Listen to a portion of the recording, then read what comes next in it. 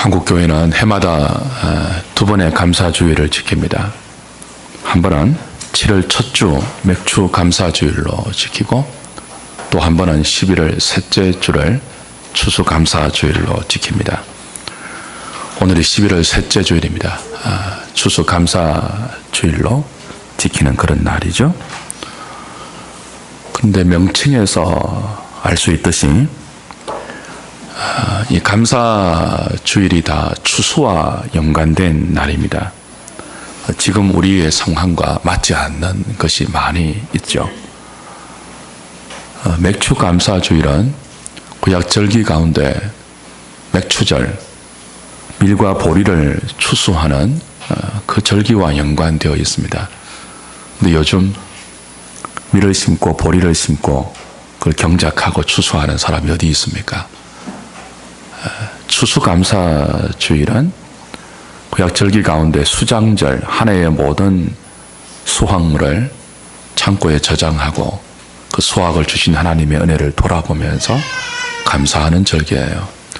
근데 요즘 대부분 도시에 살죠. 또한 구약의 모든 절기들은 그리스도 안에서 이미 완전하게 성취되었습니다.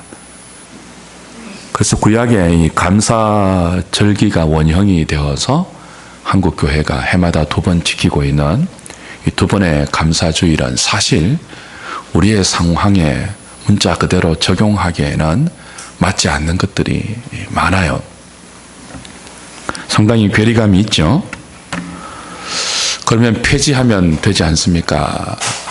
라고 말할 수 있지만 이미 한국교회가 수십 년을 지켜온 이 주일을 없애는 것보다는 단점을 보완하고 성경적으로 더 잘 강조해서 신앙의 유익을 얻는 것이 지혜일 것입니다. 제가 맥주 감사주일은 전반기 감사주일로, 또 추수감사주일은 후반기 감사주일로 적용하자고 하는 것도 그런 의미입니다.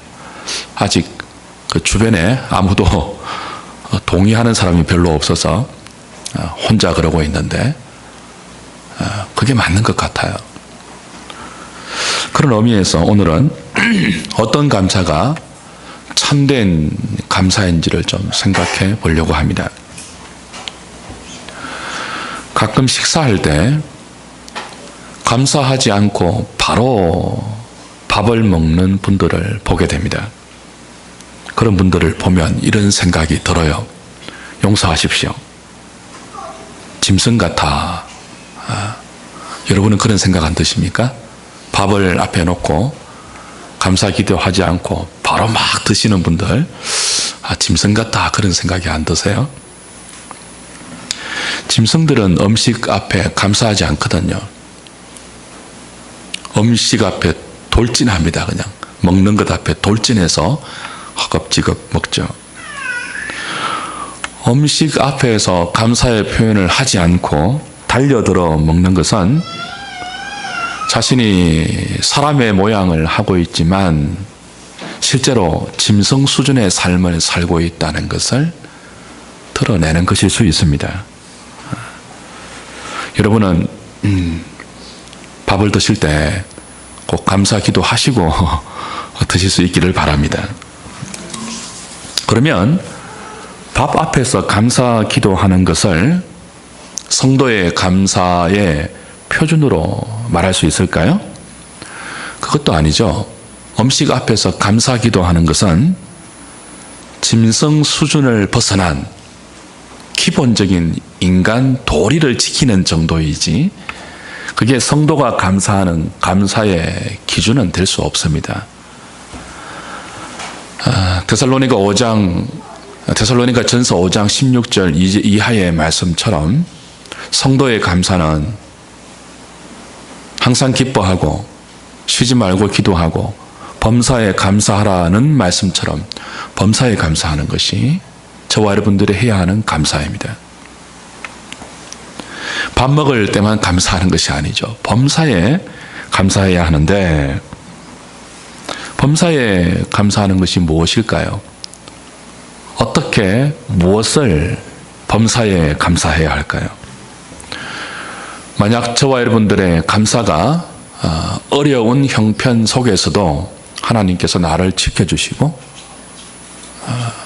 나에게 설 것을 주시고 또 나의 뜻을 이루어 주신 것으로 머물러 있다면 그걸 굳이 성도의 감사라 칭할 이유는 없습니다. 왜냐하면 그 정도는 누구나 하는 당연한 감사이고요. 특별히 자신과 연관된 이기적인 감사이기 때문에 그렇습니다.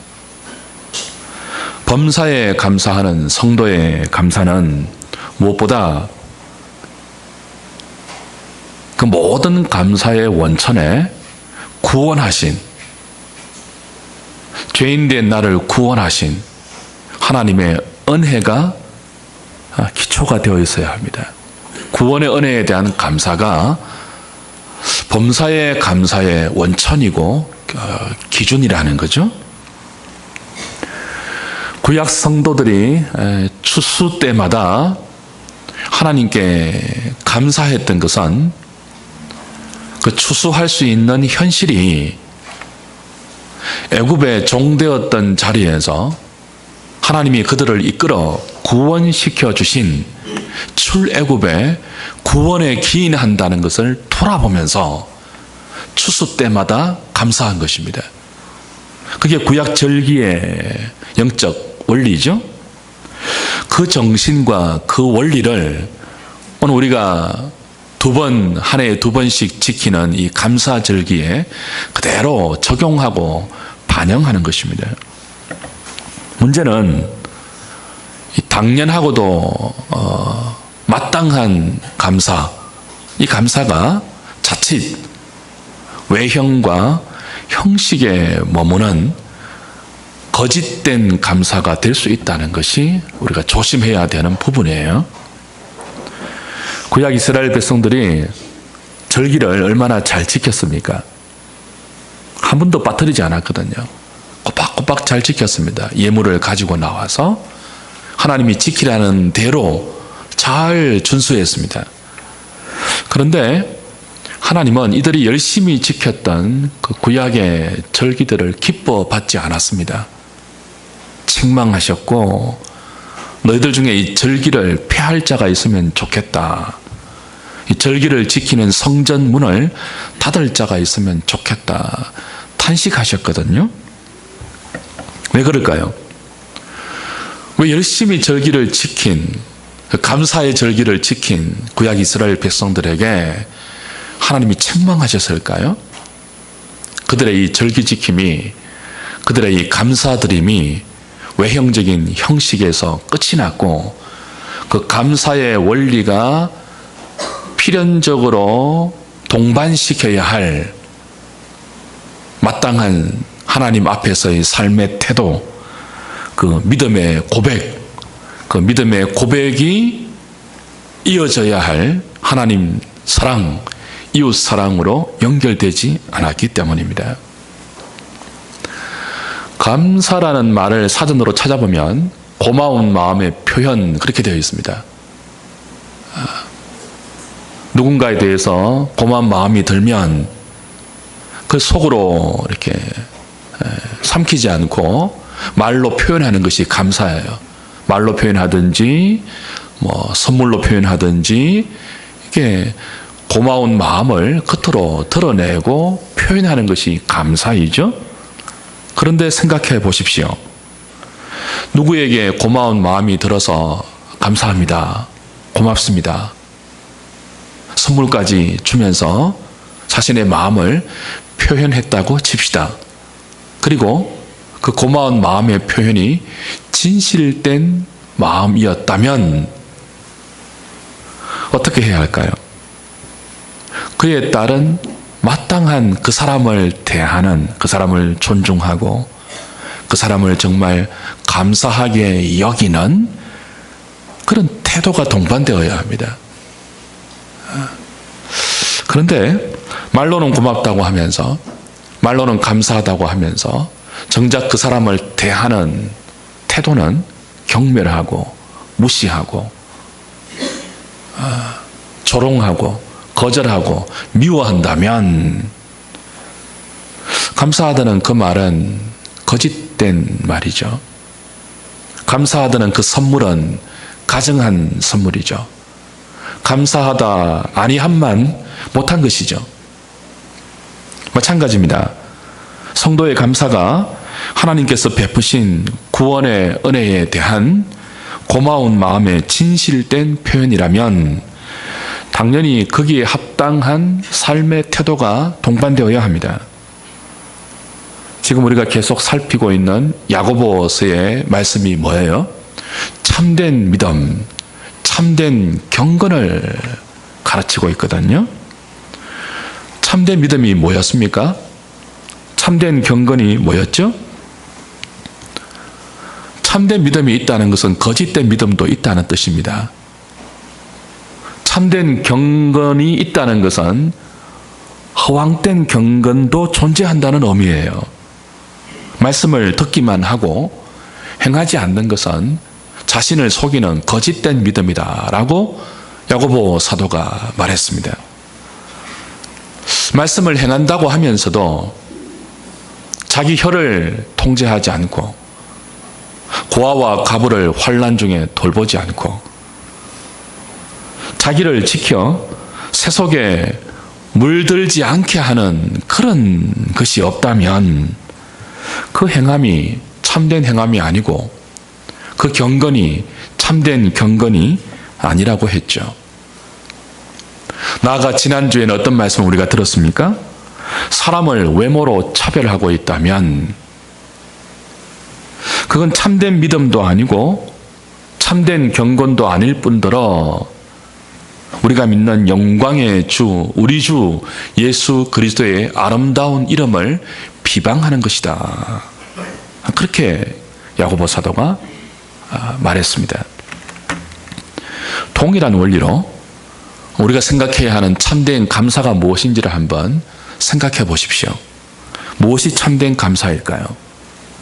야고보 사도의 말과 그의 논리를 따라가 보면 말로 감사한다고 하면서도 정작 사람을 외모로 판단하고 차별하는 그런 삶의 원리와 삶의 기준을 여전히 갖고 산다면 그 사람의 감사가 참된 감사가 아닐 수 있다는 거죠. 다시 말씀드리지만 성도의 감사는 나 같은 죄인을 구원해 주신 하나님의 은혜에 대한 감사가 기초입니다. 원천입니다. 야고보는 저와 여러분들을 구원하신 예수님을 영광의 주 그렇게 표현했습니다. 영광의 주, 우리 주 예수 그리스도 그렇게 불렀습니다. 예수님을 영광의 주로 믿고 받아들이고 고백하고 따라간다는 것은 예수님의 외모를 보고 판단한 결정이 아닙니다. 예수 그리스도를 외모로 본다면 십자가에 달려 죽은 초라한 인생 실패자에 불과합니다. 외모로 보는 예수님은 영광의 주가 아니죠. 십자가에 달려 죽은 예수님을 영광의 주로 믿게 하는 것은 사람을 외모로 판단하는 기준의 결과가 아닙니다. 오직 계시의 말씀을 통한 생명의 역사이며 은혜의 결과이죠. 하나님의 말씀에 담긴 생명의 역사가 우리에게 은혜로 주어질 때 십자가에 달려 비참하게 돌아가신, 그래서 그 외모로 본다면 어리석게 보이고 미련하게 보이는 나사렛 예수를 나의 주로, 나의 하나님으로, 영광의 주로 믿을 수 있고 고백할 수 있는 것입니다. 그러므로 사랑하는 여러분, 저와 여러분들에게 허락된 이 믿음의 원천이 무엇일까요? 우리 믿음의 기준이 무엇입니까? 외모가 아니죠. 계시의 말씀입니다. 생명의 말씀입니다. 이것은 믿음의 원천만이 아니고 우리 감사의 원천입니다. 우리 모든 신앙생활의 동일한 원천이에요. 외모가 아니고 뭐라고요? 하나님의 계시의 말씀이고 은혜입니다. 은혜. 세상의 감사는 그 원천과 기준이 외모와 소유이죠. 그래서 많이 가지고, 이전보다 많이 가지고, 이전보다 잘 되고, 이전보다 건강하고, 이전보다 유명해지고, 이전보다 성공하면 감사하죠. 그러나 이 감사의 원천과 기준이 외모와 소유이기 때문에 이전보다 적게 가지고, 이전보다 건강하지 못하고, 이전보다 가난해지고, 이전보다 무명해지고, 이전보다 실패한다고 생각하면 감사하지 못하는 것입니다. 성도의 감사의 원천은 그 외모가 아니죠.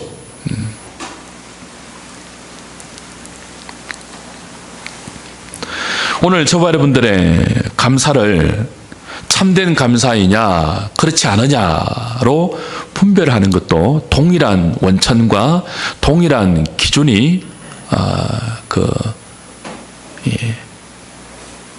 이 바로미터가 될 수 있는 것입니다. 우리가 말로 하나님께 감사합니다. 구원해 주셔서 감사합니다. 우리의 모든 설 것을 공급해 주셔서 감사합니다.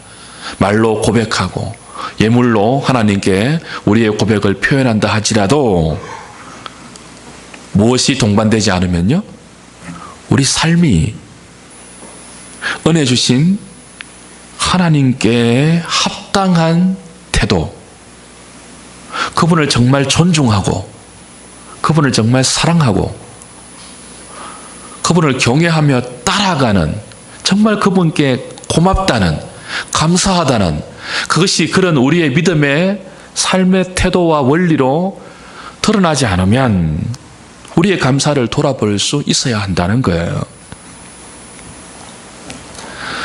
세상과 사람들은 사람을 외모로 판단해서 차별하는 것을 그리 큰 죄로 여기지 않습니다.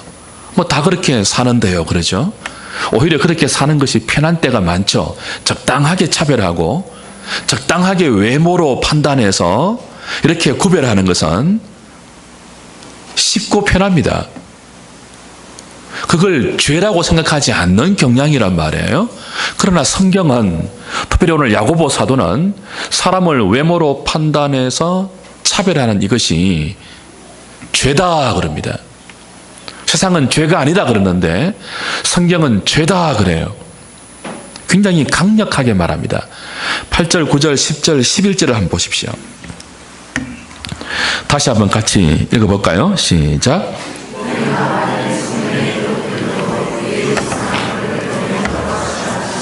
최고의 법을 지키면 자라난 것이거니와 만일 너희가 사람을 차별하여 대하면 죄를 짓는 것이니 율법이 너희를 범법자로 정죄하리라. 누구든지 온 율법을 지키다가 그 하나를 범하면 모두 범한 자가 되나니 간음하지 말라 하시니가 또한 살인하지 말라 하셨은즉 내가 비록 간음하지 아니하여도 살인하면 율법을 범한 자가 되느니라.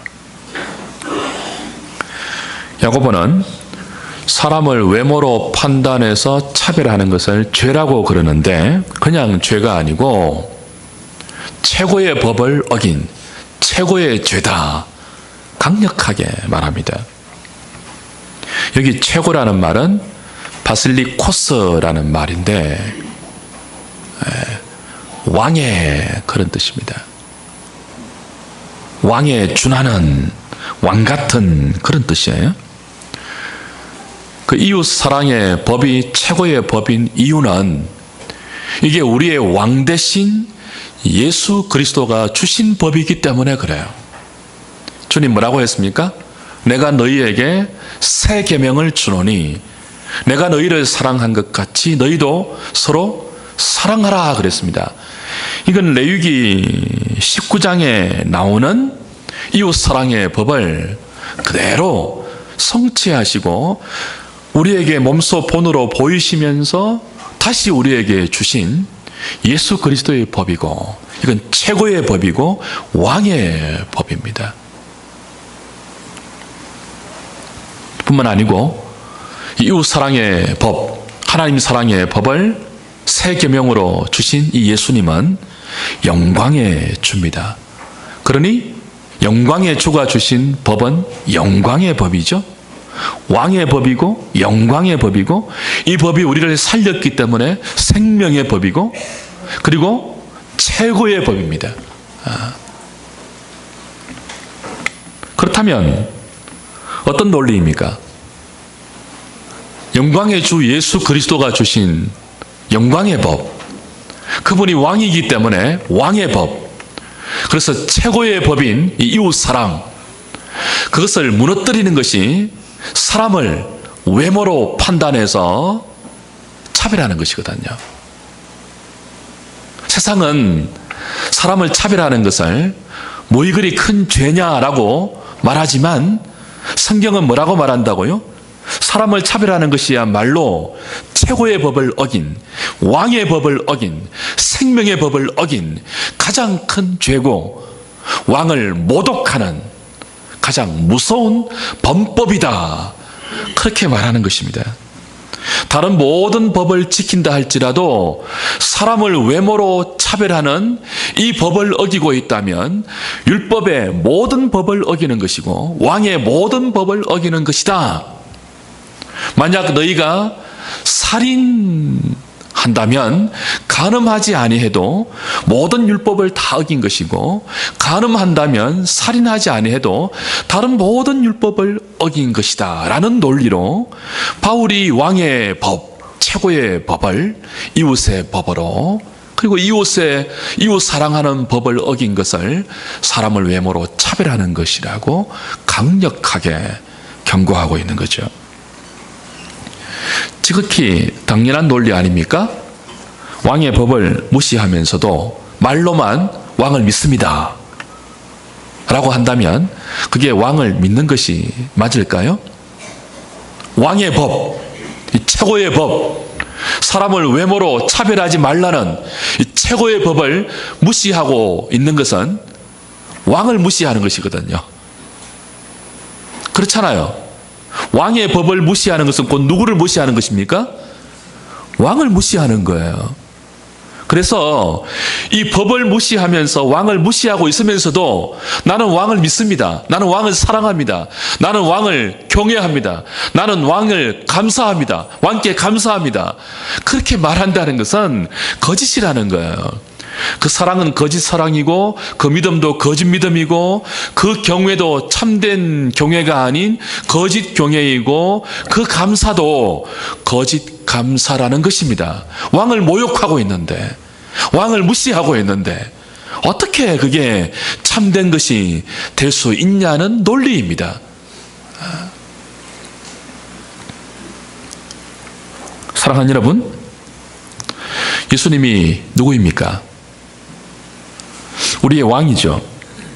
우리의 구원자입니다. 그런데 어떤 왕입니까? 주님이 우리의 어떤 왕입니까? 왕의 법을 지키지 못해 죽어 마땅한 우리를 위해 대신 죽은 왕입니다.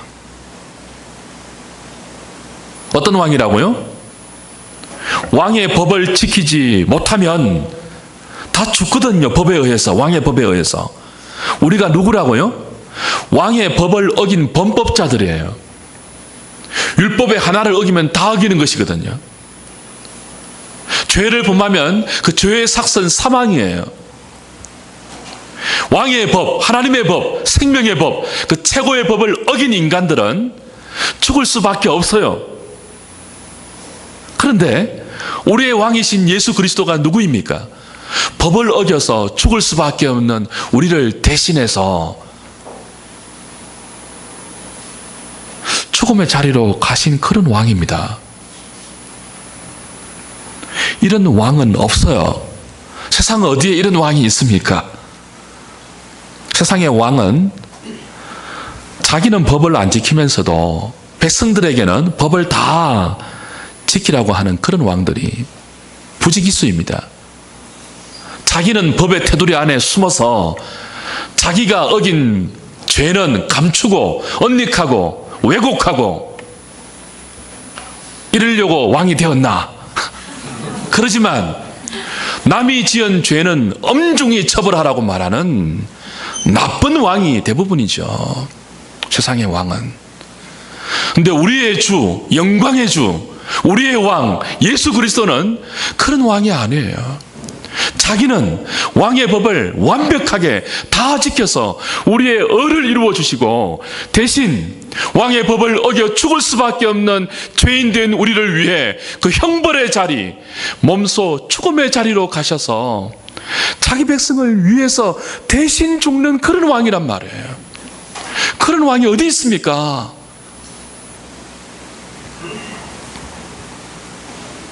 어떻게 이것이 가능할까요? 자기는 왕의 법을 다 지킵니다. 하나도 어기지 않고 온 몸과 온 마음과 온 생으로 다 지켜서 그 왕의 의를, 율법의 의를 다 이루세요. 그리고 그걸 우리에게 토스해 주십니다. 우리에게 전가시켜 주십니다. 대신에 뭐예요? 그 왕의 법을 어겨서 죽어 마땅한 저주와 형벌과 심판을 받아 마땅한 자기 백성을 위해서는 몸소 그 형벌의 자리, 저주의 자리로 가셔서 죽음으로 그 모든 것들을 담당하시고 우리의 죄를 속하시고 자기의 의를 우리에게 대신 주시는 그런 은혜가, 그런 왕의 이 처사가 어떻게 가능한 것입니까? 긍휼 때문입니다. 긍휼 때문이에요. 뭐 때문이라고요? 긍휼 때문입니다. 12절 13절을 보십시오. 같이 봅시다. 시작. 너희는 말도 하고 행하기도 하라. 긍휼을 행하지 아니하는 자에게는 긍휼 없는 심판이 있으리라. 긍휼은 심판을 이기고 자랑하느니라. 그렇죠? 사도는 율법을 말합니다. 심판을 말합니다. 자유를 말합니다. 긍휼을 말합니다. 어떤 의미일까요? 이런 의미입니다. 우리가 구원받은 것은 우리의 의와 공로 때문이 아닙니다. 그리스도가 우리 대신 심판을 당하셨고, 그리스도가 당신의 의를 우리에게 넘겨주셨기 때문입니다. 그리스도가 그렇게 하신 것은 오직 하나, 저와 여러분들을 불쌍히 보신 하나님의 긍휼 때문입니다. 그리스도의 긍휼이 법을 어긴 우리가 받을 심판을 대신하게 했습니다. 긍휼이 심판을 이긴 것입니다. 그러므로 그 하나님의 긍휼로 구원에 이른 그리스도인들은 이제 하나님의 법을 구원의 수단이 아닌 이 지극한 은혜에 대한 감사와 사랑으로 지키고 그 법 안에 자기의 삶을 두는 거죠. 감사와 사랑으로 말입니다. 이미 우리가 하이델베르그 요리문답 제3부 할 때 몇 번이나 확인한 내용들입니다. 성도가 율법을 지키는 것은 구원의 수단이 아니고 뭐라고요? 조건 없는 은혜로 우리에게 구원을 베푸신 그 은혜에 대한 감사로 지키는 것이다. 사랑으로 지키는 것이다. 확인한 바 있죠. 신비한 것은 그렇게 성도들이 감사와 사랑으로 하나님의 법을 지키면 이 법이 우리를 자유케 하는 것입니다. 죄로부터 자유케 합니다. 사람을 외모로 판단해서 그 외모의 기준으로 끊임없이 자신과 다른 사람을 이렇게 차별하는 이 외모의 기준으로부터 자유하게 됩니다. 구원받은 자 안에 작동되고 있는 말씀과 생명의 메커니즘, 죄와 사망의 메커니즘이 아니고 말씀의 씨앗이 우리 심령 가운데 심겨져서 그것을 온유하게 받게 만들고 그 말씀을 끌어안고 행하게 만드는, 그리고 그 행함이 자유로 인도하는 이 말씀의 메커니즘, 생명의 시스템, 그것이 작동되어서 성도들을 그렇게 이끌어간다는 거예요. 그래서 이 법은 최고의 법인 동시에, 왕의 법인 동시에 자유케 하는 법입니다. 긍휼의 법입니다. 저와 여러분들이 어디 안에 있다고요? 이 자유의 법 아래에 있다고요. 이 긍휼의 법 아래에 있다고요. 이 최고의 법 아래에 있다고요. 이 왕의 법, 자유의 법, 긍휼의 법 아래에 있다고요. 은혜 속에서 말입니다. 지금도 그 긍휼의 원리가 여러분을 감싸고 있습니다. 지금도 그 은혜가 최고의 법의 어떤 그 형식을 갖추어서 여러분을 지배하고 있다고요. 우리의 왕이신 영광의 주 예수 그리스도는 그렇게 우리를 다스리는 참된 왕이죠. 그 왕의 룰이 자유의 율법입니다.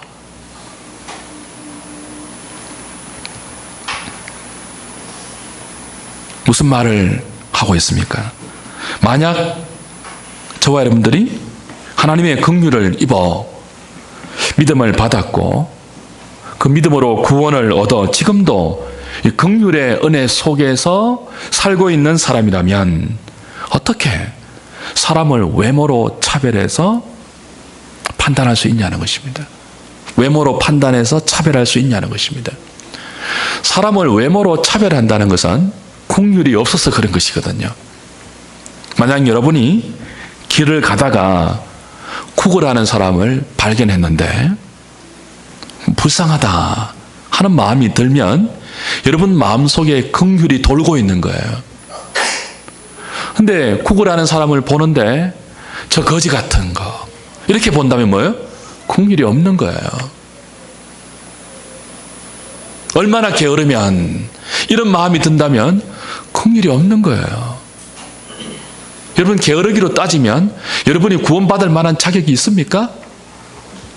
게으르기로 따지면, 성실하기로 따지면, 율법에 비추어서 여러분이 어렵기를 따지면, 여러분이 사랑하기를 따지면 구원받을 만한 자격이 있습니까? 아니요. 우리의 구원은 오직 하나, 우리를 불쌍히 보신 하나님의 긍휼의 결과이거든요. 그 긍휼을 입고 사는 사람이라면, 그 긍휼의 법이 우리 속에 생명의 메커니즘으로 작동되고 있는 사람이라면, 그래서 그 긍휼의 마음이 돌고 있는 사람이라면 다른 사람을 외모로 차별해서는 안 된다는 거죠. 사람을 외모로 판단해서 차별한다는 것은 그 사람의 긍휼이 없다는 것이거든요. 긍휼이 없다는 것은 뭐예요? 긍휼 없는 심판의 대상이라는 뜻입니다. 하나님의 긍휼로 구원을 얻은 사람이 아니라는 뜻이에요. 굉장히 강하고 굉장히 충격적인 사도의 논리입니다. 무엇이 참된 믿음이냐, 무엇이 참된 경건이냐, 무엇이 참된 감사냐라고 할 때 사람을 외모로 판단해서 차별하는 이 기준으로 모든 것을 이렇게 달아볼 수 있다는 거죠.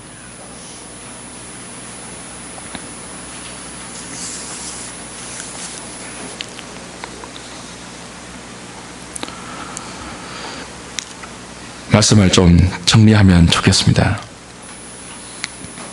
우리의 감사가 참된 감사라면 입술로만 하나님 고맙습니다, 하나님 감사합니다 하는 것이 아니라 하나님의 계명, 이 최고의 법, 이 사랑의 법, 왕의 법, 하나님 사랑과 이웃 사랑이라는 이 자유케 하는 법, 긍휼의 법, 그 법을 우리 삶의 표준으로 삼고 그 법으로 살아가는 태도를 여러분이 보이셔야 합니다. 그리고 그걸 보여주는 결정적인 증거가 뭐죠? 더 이상 자신과 다른 사람을 외모로 판단하지 않는 것입니다. 나의 삶의 성공과 실패를 외모로 이렇게 기준하지 않는 것입니다. 은혜로 보는 것입니다. 긍휼로 대하는 것입니다.